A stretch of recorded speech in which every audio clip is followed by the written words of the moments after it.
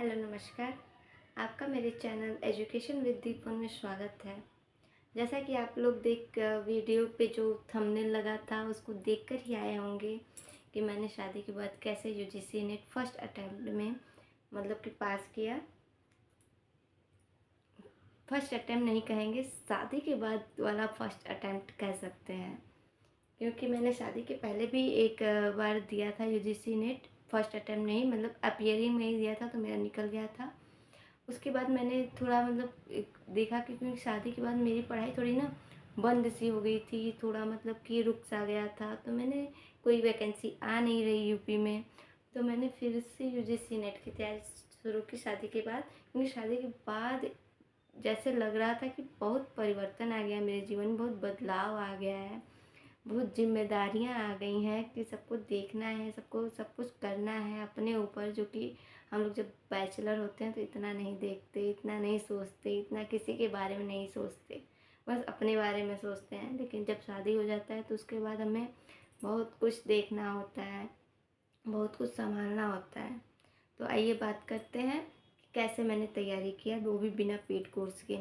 तो अगर आपको फर्स्ट पेपर की तैयारी करनी है, फर्स्ट पेपर के लिए आप यूट्यूब पे जा सकते हैं। यूट्यूब पे तमाम चैनल हैं जिस पे आप फर्स्ट पेपर का मतलब कि फर्स्ट पेपर का सिलेबस कवर कर सकते हैं, अच्छे से वो भी कवर कर सकते हैं, क्योंकि कई सारे चैनल इतने मैराथन्स दिए हैं, इतने क्वेश्चन सीरीज दिए हैं कि आप उसको आराम से फर्स्ट पेपर तैयार कर सकते हैं।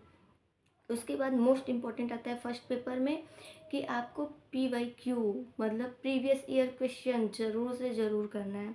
अगर आप उसको मिस कर दिए तो मान लीजिए आप एग्ज़ाम ही मिस कर दिए, आप उसके PYQ के अलावा नहीं, क्योंकि सेम डिट्टो नहीं आता, लेकिन जो ऑप्शन होते हैं, जो उसका पूछने का तरीका होता है एनटीए का, आप वो अच्छे से जान जाएंगे कि वो किस लेवल का कैसे क्वेश्चन पूछ रहा है। रही बात पेपर 2 की, तो मेरा मेरा पेपर 2 था एजुकेशन।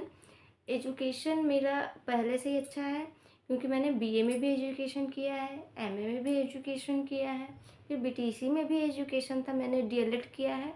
तो DLED में भी शिक्षा से रिलेटेड चैप्टर होते हैं, जिसने भी किया होगा सबको पता होगा कि उसमें होते हैं, वो भी अच्छा था। और प्रेजेंट टाइम में मैं BEd कर रही हूँ, तो उस पर मेरी अच्छी पकड़ है, और मैं उसको उस चैप्टर को अपने अपने सब्जेक्ट को अच्छे से समझती हूँ कि ये, हाँ, ये यहाँ से पूछा जाएगा, यहाँ से ऐसे पूछा जा रहा है। लेकिन आपको दूसरे पेपर के लिए भी PYQ लेना पड़ेगा, क्योंकि PYQ के बिना आप नहीं कर पाएंगे इसको क्रैक, क्योंकि आप समझेंगे पहले ना कि क्वेश्चन आते कैसे हैं। क्वेश्चन को समझने के लिए ही आपको PYQ के क्वेश्चन हल करने चाहिए, वो भी थियोरी के साथ, क्योंकि बहुत सारे ऐसे भी क्वेश्चन आते हैं कि जो समझ से परे होते हैं, उसको समझने के लिए आपको थोड़ा सा डिटेल में पढ़ना चाहिए। तो उसके लिए कई सारे बुक आते हैं जो कि प्रीवियस ईयर बुक होते हैं, उसमें व्याख्या भी दिया रहता है नीचे अच्छे से। तो अगर आप उसको ले लेंगे तो आपके लिए बहुत बेनिफिट होगा, बहुत अच्छे से आप स्कोर कर पाएंगे। साथ सेकंड पेपर में आपके 100 क्वेश्चन आते हैं, तो अगर आप 100 क्वेश्चन एक साथ लगाएंगे तो आपको बहुत अच्छा बेनिफिट मिलेगा आपको, क्योंकि एग्जाम में भी तो 100 क्वेश्चन एक साथ मिलेंगे। अगर आपको एक साथ इतनी देर तक बैठने का आपको मतलब कि एक्सपीरियंस हो जाएगा, तो अनुभव हो जाएगा, तो आपको बहुत अच्छा रहेगा आपके लिए। आप कोशिश करिए कि हमेशा 3 घंटा 2 घंटा आप बैठने की कोशिश करिए, कि आप फर्स्ट पेपर के 50 क्वेश्चन, सेकंड पेपर के 100 क्वेश्चन एक साथ लगाने का कोशिश करेंगे, तो आपको बहुत अच्छा बेनिफिट मिलेगा, आप बहुत अच्छे से एग्ज़ाम क्रैक कर पाएंगे। शादी के बाद तो मुझे बहुत कम समय मिलता था, लेकिन समय धीरे धीरे मैं बढ़ाती गई। पहले आधा घंटा की, फिर 1 घंटा की, फिर 1.5 घंटा की, बस 2-2 दिन की गैप पे। ऐसा नहीं कि मैंने 10 दिन आधा घंटा ही पढ़ा, नहीं, मैंने 2 घंटे आधा घंटा पढ़ा, फिर 4 घंटे, फिर 4 दिन बाद में मैंने 2 दिन बाद फिर 1 घंटा। ऐसे आप बढ़ा देंगे अपनी मतलब कैपेसिटी, तो आपके लिए अच्छा होगा, क्योंकि आपको एग्ज़ाम भी एक साथ बैठ कर ही देना है 3 घंटे।